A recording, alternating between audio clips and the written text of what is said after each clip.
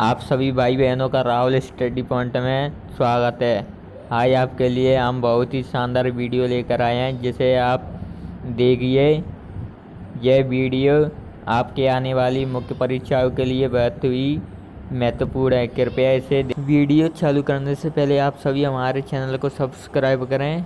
चलिए आइए वीडियो अब शुरू करते हैं।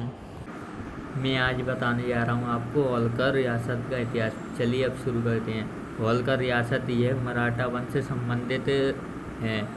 यह महाराष्ट्र के होल गांव के निवासी होने के कारण इन्हें होलकर कहा गया। इसके संस्थापक खांडू जी के पुत्र मल्हारराव होलकर। यह 1731 से 1766 ईस्वी तक रहे। होलकर वंश के संस्थापक थे ये। इन्होंने सहारनपुर का युद्ध 1743 में मुगल शासक गिरधर के मध्य किया और इन्होंने फिर दूसरा युद्ध त्रिला का युद्ध 1731 दया बहादुर से किया। पानीपत का युद्ध के समय इन्होंने सलाहकार की भूमिका निभाई और इनका देहांत 20 मई 1766 में आलमपुर भिंड में हुआ। अब हम बात करते हैं इनके अगले शासक की। खांडेराव ये इनका विवाह अहिल्याबाई से हुआ। यह मल्हारराव होलकर के पुत्र थे। इनका विवाह 1735 में संपन्न हुआ था। इनके पुत्र मालेराव होलकर थे। भरतपुर युद्ध के समय इनकी मृत्यु हो गई। यह वीरगति को प्राप्त हो गई। चलिए अब हम बात करते हैं मालेराव होलकर की। यह इनके अगले शासक थे। मालेराव होलकर मल्हारराव होलकर के उत्तराधिकारी थे। इनकी 9 माह में मृत्यु हो गई।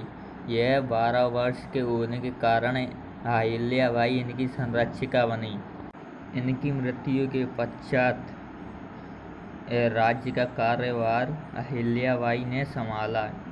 अहिल्याबाई होलकर का जन्म 1725 को औरंगाबाद के चौड़ी गांव में हुआ था। इनकी संतान मालेराव और पुत्री मुक्ताबाई थी। जनता ने इन्हें लोकमाता कहा क्योंकि इन्होंने जनता के लिए बहुत ही अच्छे काम किए और यह शांति प्रिय थी। इनके राज्य में बहुत ही शांति थी। अहिल्याबाई ने अपनी पुत्री मुक्ताबाई का विवाह यशवंतराव के साथ किया। अहिल्याबाई के सेनापति मल्हारराव होलकर के भतीजे थे, जिनका नाम तुकोजीराव होलकर था। इनके बाद अगले शासक तुकोजीराव प्रथम बने। चलिए आइए अब प्रकाश डालते हैं। तुकोजीराव होलकर अपनी राजधानी को महेश्वर से वापस इंदौर लाए। इन्होंने भरतपुर के राजा खांडेराव की मृत्यु का बदला लेने के लिए युद्ध करके उनसे हर्जाना वसूला और अहमद शाह अब्दाली का साथ देने वाले रोहिलाओं की समाप्ति की।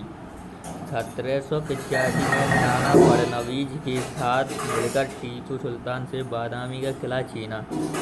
इनके बाद अगले शासक यशवंतराव पिंडारी बने। यह पिंडारी नेता थे। इनका विवाह मुक्ताबाई से हुआ था। यह अमीर खान के सहयोग से शासक बने थे।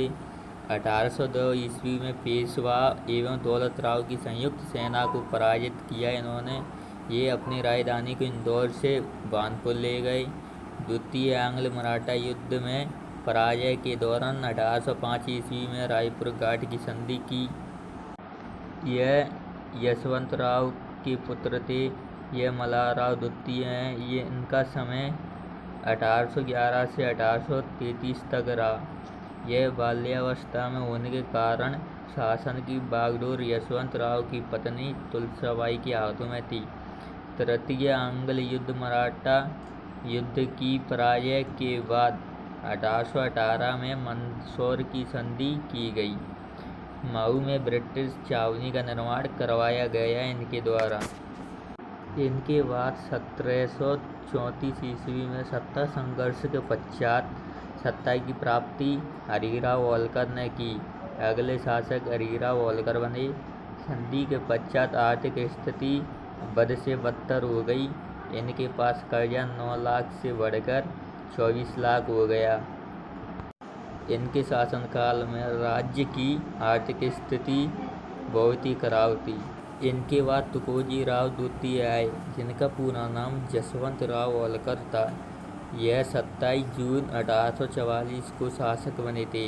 इन्होंने किसानों के लिए कृषि के अंतर्गत टकावी ऋण प्रदान किया, राज्य की आय वृद्धि में योगदान दिया। 1857 की क्रांति में इन्होंने अप्रत्यक्ष भूमिका। इनके बाद अगले शासक शिवाजी राव होलकर आते हैं। यह तुकोजी राव द्वितीय के उत्तराधिकारी थे। ये शिक्षा में कुशल, योग्य शासक और सभी भाषाओं में प्रवीण थे। इनके द्वारा शिवविलास महल और सुखविलास महल का निर्माण कराया गया। 1882 में इंदौर में तकनीकी संस्थान तथा 1891 में उच्च शिक्षा संस्थान खुलवाया, जिसे वर्तमान में आज हम होलकर कॉलेज के नाम से जाना जाता है, या हम होलकर कॉलेज के नाम से जानते हैं। इनका कार्यकाल 1886 ईस्वी से 1903 ईस्वी तक रहा। इनके बाद अगले शासक तुकोजी राव तृतीय आते हैं। तुकोजी राव होलकर 1903 ईस्वी में शासक बने। इनके समय भारत आज़ाद हो चुका था। इन्होंने अपनी रियासत का विलय भारत को एक संपूर्ण राज्य बनाने में विलय कर दिया। इनका महत्वपूर्ण योगदान रहा। आप सभी भाइयों को वीडियो देखने के लिए बहुत ही धन्यवाद। कृपया आप हमारे चैनल राहुल स्टडी पॉइंट को सब्सक्राइब करें, लाइक करें, कमेंट करें, जिससे आपके लिए हम अच्छी से अच्छी वीडियो ला सकें और आपके ज्ञान को बढ़ा सकें। धन्यवाद।